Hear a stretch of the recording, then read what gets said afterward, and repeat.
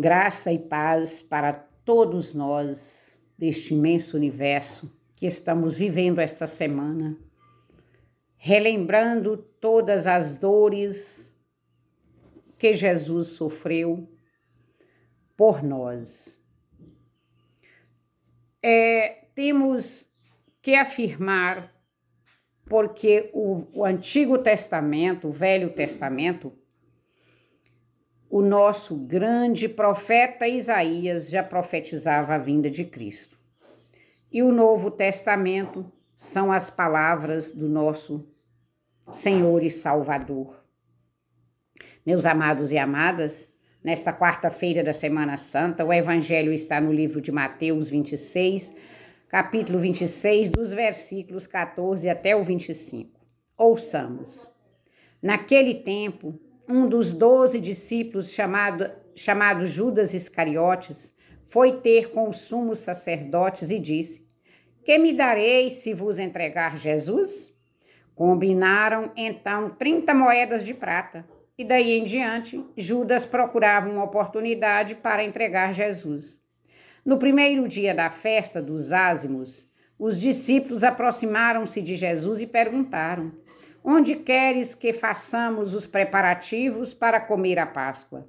Jesus respondeu: Ide à cidade, procurai certo homem e dize-lhe: O mestre manda dizer: O meu tempo está próximo.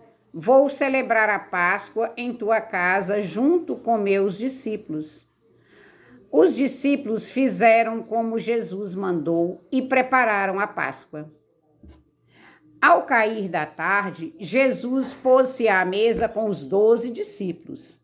Enquanto comiam, Jesus disse: Em verdade, eu vos digo, um de vós vai me trair. Eles ficaram muito tristes e, um por um, começaram a perguntar: Senhor, que sou eu? Jesus respondeu: Quem vai me trair? Quem vai me trair é aquele que comigo põe a mão no prato. O Filho do Homem vai morrer, conforme diz a Escritura, a respeito dele. Contudo, ai daquele que trair o Filho do Homem. Seria melhor que nunca tivesse nascido. Então Judas, o traidor, perguntou: Mestre, serei eu? Jesus lhe respondeu: Tu o dizes. Palavra da salvação, glória a vós, Senhor. Meus amados e amadas de Deus, nós estamos vendo esta situação de Jesus com os discípulos, Jesus já mostrando que seria Judas o traidor, e vimos hoje que o Judas Iscariotes negociou com as autoridades do templo, ele fechou um preço com os inimigos de Jesus, 30 moedas. Então ele fechou esse preço com os inimigos de Jesus, aquele grupo seleto de anciãos, dos sumos sacerdotes e mestres da lei, que estavam no controle do templo e lideravam o povo de Deus. O serviço era entregar Jesus. Havia uma decisão do Sinédrio de prender e matar Jesus. E a dificuldade era que ele estava sempre cercado de multidões que reagiram a uma eventual prisão. Mas os soldados do templo, um corpo militar local a serviço do Sinédrio, já tinha tentado, mas desistiram. Eles mesmos, ao tentar executar a prisão, ficaram inseguros diante de uma pessoa tão mansa e tão humana quanto Jesus. E além dos males, ele andava sempre com aqueles 12 homens, seus apóstolos. E ultimamente não se hospedavam na cidade, mas pernoitava fora em lugar de acesso difícil e, ao que parece, ao ar livre. Daria certinho um dos 12, o entregaria aos soldados do templo à noite. Não havia reação, o povo nem tomaria conhecimento. O preço ajustado para o serviço, 30 moedas de prata. Tinha moedas de prata, 30 moedas de prata é uma cifra simbólica. No livro do Êxodo, nós podemos ver que estava previsto o preço de um escravo, 30 moedas. Então não foi É sem sentido a escolha dessa cifra. Judas vendeu Jesus pelo preço de um escravo. Na carta aos Filipenses, Paulo escreveu que Jesus não se apegou à sua condição divina, mas ele esvaziou-se, tornando-se homem e servo. Imagine, Jesus como Deus, jamais eles poderiam fazer algo com Jesus. Mas para que isso ocorresse, para que cumprisse a palavra, Jesus esvaziou-se e tornou-se homem, feito nós, para que tudo ocorresse.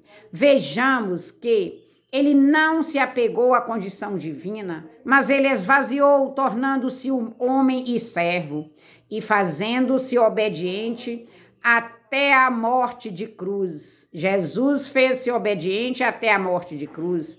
Ele abaixou-se à condição de servo de escravo. O evangelista João, ao narrar a ceia da Páscoa, ele narrou que Jesus lavou os pés dos seus discípulos. Era o escravo, o servo que lavava os pés dos seus senhores e das visitas. Judas e os homens do templo acertaram mesmo sem querer. Vejamos que Jesus fez-se servo, escravo, e o seu serviço maior seria a sua vida por nós. Meus amados e amadas de Deus, a negociação de Judas lembra uma figura muito especial da história do povo de Deus, que é a história de alguém muito parecido com Jesus. Você poderia ir fazendo a comparação. José era o mais novo dos 12 filhos de Jacó.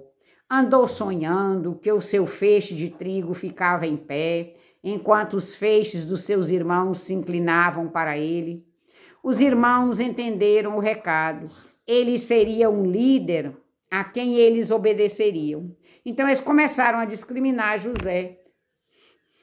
Porque José era jovem, o pai amava muito José.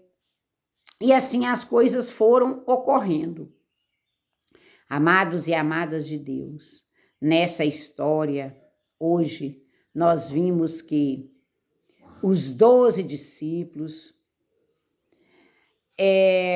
fizeram a bela túnica, a túnica sem costura, a túnica de Jesus, a traição dos irmãos, vendendo José também como escravo, a traição de Judas, a reviravolta na história do escravo, que se tornou vice-rei, e o preço da venda como escravo, 30 moedas de pratas que Judas deu para o povo em troca da venda de Jesus. Passando por essa humilhação, chegará a ser o Senhor. Vejamos que, guardando esta passagem, os discípulos combinaram com Jesus a celebração da Páscoa. Eles falavam de comer a Páscoa, pois tratavam-se da ceia de Páscoa, em que seu povo fazia memória da libertação do Egito, a refeição em que se comia o carneiro assado. Acertaram a casa de uma pessoa e prepararam tudo. Mas Jesus anunciou que seria traído por um deles. Então, todos ficaram assustados. Meus amados e amadas, vivendo a palavra, vejamos agora, ou melhor, rezando a palavra, vejamos agora e vamos pedir. Senhor Jesus, tu escolhestes Judas para ser teu discípulo. Foi uma manifestação de confiança e de amizade. Muito grande para com ele, como foi para com os outros 11 discípulos. E mesmo vendo que aos poucos Judas estava se afastando dos vossos ensinamentos, em suas pequenas infidelidades, continuastes prestigiando e estimando o teu discípulo. Não o retirastes da função de cuidar da bolsa comum, de ser o tesoureiro do grupo. Não o denunciaste na ceia como traidor, ofereceste-lhe outros quantos destes como teu corpo. Até o fim, Jesus, tu fostes um amigo fiel, mas Judas preferiu guiar-se pelos seus interesses pessoais e dar-te as costas, aliando-se aos teus inimigos. Livra-nos, Senhor, de agir como Judas Iscariotes. Dá-nos a graça de acolher o teu amor e de imitar a vossa paciência e a vossa fidelidade com os pecadores. Seja o teu santo nome bendito, hoje e sempre. Amém.